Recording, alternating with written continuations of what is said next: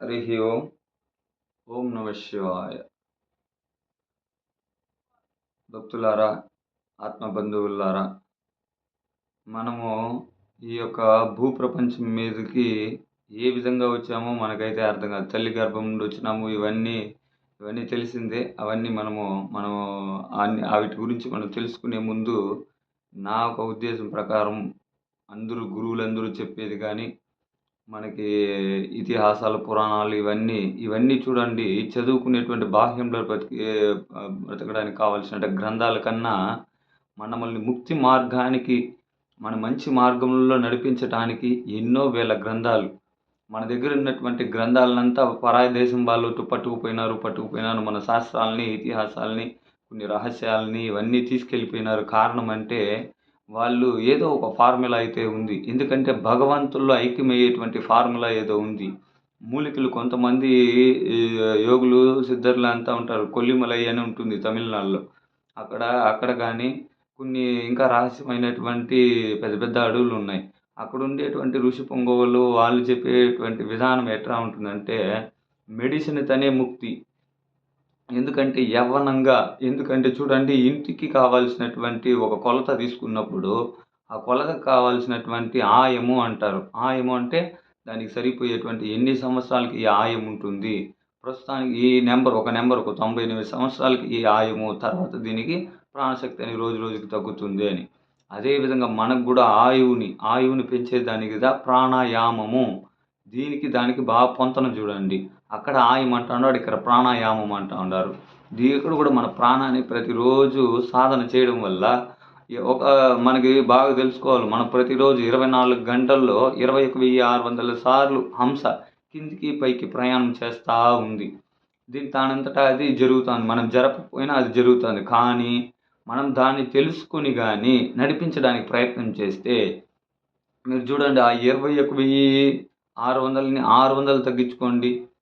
కొంచెం సేపు అయిందా, ఒక రోజుకి 600 శ్వాస మనకి సేపు అయిందా, ఆయువు పెరుగుతుంది. ఎందుకంటే మనకి ఇంత భగవంతుడు మనం పంపించే ముందే వీడి ఆయువు ఇంత శ్వాసతోనే ఆగి ఉంది.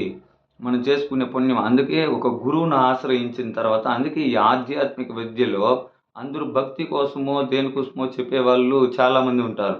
కానీ జ్ఞానం ఎందుకంటే నీ ఆయువుని నువ్వు తెలుసుకోవాలి అంటే ఎట్లా? సాధన, ప్రాణాయామంలో ఎంతోమంది ఇట్లా అనే ప్రాణాయామాలు ఉన్నాయి. లోపల గుండా అతి రహస్యమైనది అది. ఇప్పుడు చాలామంది గురువులు ఏం చేస్తామంటే అన్ని బట్ట బయలు చేసి తెలిసినోడికి అదే విద్య, తెలవనోడికి అదే విద్య. ఎందుకంటే బట్ట బయలు చేయకుండా గురువులందరికీ నా యొక్క చిన్న విన్నపం, భక్తులారా, అందరు గురువులకి పాదాభివందనాలు తెలుపుతూ, గురువులకి అందరికీ కూడా నమస్కారం తెలుపుతూ, అయ్యా గురువుగారులు, మనము చేయించేటువంటి ఈ యొక్క సాధనలో చాలామంది ఏం చేస్తామంటే పొరపాటు చేస్తూ ఉన్నారు. ఇంకేమీ లేదు, ఆ ముక్కు మూసుకునేది ప్రాణాయామం, ముక్కు తెరుచుకునేది ప్రాణాయామం అని హేళన చేసే వాళ్ళు ఎక్కువైపోయినారు. ఈ హేళన చేసి దయచేసి మీ శిష్యులకి, మీకు నమ్మి మీ దగ్గరికి వచ్చి ఉపదేశం పొందేటువంటి భక్తులకి అతి రహస్యంగా దీని కొంతకాలం వాళ్ళకి ఒక 6 సంవత్సరాలు, 7 సంవత్సరాలు, 10 సంవత్సరాల్లో వాళ్ళు పొందేంత వరకు వాళ్ళకి ఎటువంటి దాన్ని వాళ్ళకి అప్పచెప్పకండి, వాళ్ళు తెలియపరచకండి. కొన్ని రహస్యంగానే చేస్తేనే అతను పైకి వచ్చేదానికి ఉంటుందే కానీ బట్ట బయలు చేసి ఏ విషయం ఎవరికి అందుబాటులో లేకుండా మార్కెట్లో కూరగాయలాగా అయిపోయింది ఈరోజు ధ్యానం అంటే, సాధన అంటే నేను కూడా సాధన చేస్తానంటారు. ఏం సాధన, ఎక్కడ సాధన అర్థం కాలేదు. కాబట్టి నేను ఎందుకంటే చాలామంది గురువులు బాధపడినటువంటి వాళ్ళు ఉన్నారు. నేను దాదాపు చాలా రాష్ట్రాలంతా తిరిగాను. ఆంధ్ర, తమిళనాడు, మహారాష్ట్ర అంట, కాశీ నుండి హిమాలయాలు అన్నీ తిరిగి వచ్చిన, అన్నీ చూసిన. అందరు గురువుల దగ్గర చెప్పే విషయాలంటే విసుగొచ్చింది. అసలు గురు పరంపరలో విసుగొచ్చింది. శిష్యుడు అనేవాడు దగ్గర ఎందుకు ఉండలేకపోతున్నాడు? కారణం ఏమంటే వీడికి అన్నీ చెప్పేసినాను అనేటువంటి ఫీలింగు, నేను అన్నీ తెలుసుకునేసినాను అనేటువంటి ఫీలింగు, మళ్ళీ నాకు మించినోడే లేదనేటువంటి ఫీలింగ్తో వీడేం చేస్తా ఉన్నాడు అంటే గురువులు విడిచిపెట్టి వెళ్ళిపోతా ఉన్నారు. వాళ్ళు గురువులు ఒకరు అయిపోయినారు.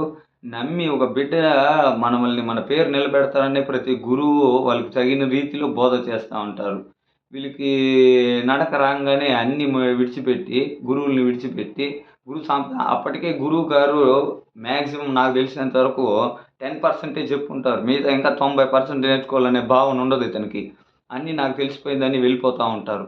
కాబట్టి భక్తులారా, మీరు గురువుల్ని ఎంచుకున్న తర్వాత గురువు చెప్పినటు విషయాన్ని అతి రహస్యంగా మీకు ప్రమాణం చేపిస్తారు. మీతో ఎవరికి చెప్పొద్దండి, ఇటుండాలి, ఇటుండాలని. అది ఏ మంత్రమైనా ఉన్నియండి. అది సమాజంలో తెలిసిందే గూడా ఉన్ని. అది రహస్యంనైనా అంటే అంతరంగానికి రహస్యం అది. బాహ్యానికి రహస్యంగా లేకపోయినా ఈ దేహానికి రహస్యం. లోపల ఉన్నటువంటి దానికి అతి రహస్యంగా ఉంటే దాన్ని రహస్యంగానే పాటించండి. అప్పుడే మీరెవరో మీకు అర్థమైతుంది. శిష్యులకైనా, గురువులకైనా నా యొక్క చిన్న విన్నపము. నేను అంత పెద్దవాడిని కాదు. అన్ని శాస్త్రాలు, అన్ని ధర్మాలు తెలిసినవాడిని కాదు. మా గురువు చెప్పినటువంటి బోధలో నేను చింత రాగి గింజ మీద పొట్టంత విషయాన్ని మాత్రమే తెలియపరుస్తా ఉన్నాను. కాబట్టి ఇటు విషయాలన్నీ కూడా మీరు కొంచెం ప్రోత్సహించి, ఆధ్యాత్మిక మార్గంలో ఉండే ప్రతి గురువును కూడా మీరందరూ ప్రోత్సహించి, ఈ యొక్క మార్గంలో ఉండేటువంటి ప్రతి ఒక్కరిని కూడా మీరు ఆదరించి, మఠాలు గానీ, ఆశ్రమాలను గానీ, దేవాలయాలను గానీ ముందుకు తీసుకుపొండి. గురువులన్న వాళ్ళు ఎక్కడికి పారిపోరు. గురువు నిలబడి అందరికీ గురు విద్య, గురుబోధ అంతా చేస్తే ఊరు ఊరా వీరబ్రహ్మేంద్ర స్వామి చెప్పేవారు. ఊరున ప్రతి గ్రామానికి నా మఠాలు వెలిసేనయ్యా అని. మఠాలు వెలియాలంటే ఒక మఠానికి ఒక గురువు అన్నవారు కావాలి. అక్కడి నుంచి 100 మందిని తయారు చేయొచ్చును. అదే పెద్ద సైన్యంగా తయారవుతుంది.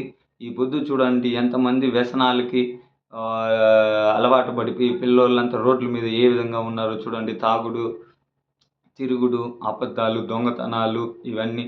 కాబట్టి దీన్ని అన్నీ అనుసరించి మీ పేరెంట్స్ కూడా మీరందరూ కూడా ఆత్మబంధువులారా మీరందరూ కూడా సహకరించి గురువుల్ని ప్రోత్సహించండి. రాబోయేటువంటి 21వ తారీఖున గురు పూజకి అందరూ మీకు దగ్గరలో ఉన్నటువంటి దేవాలయం కానీ, మఠాలు కానీ, ఆశ్రమాలకు వెళ్ళి మీ వంతుగా వాళ్ళకి సహాయం అందించి ఈ యొక్క ఆశ్రమ ధర్మాలని, మఠ ధర్మాలని, ఆ మఠంలో ఉండేటువంటి గురువుల్ని మీరు అభిమానించాలని నా యొక్క విన్నపము భక్తులారా. హరి ఓం, హరి ఓం, అరుప్పురం జ్యోతి వందనం. గురువే శరణం, గురుపాదమే శరణం.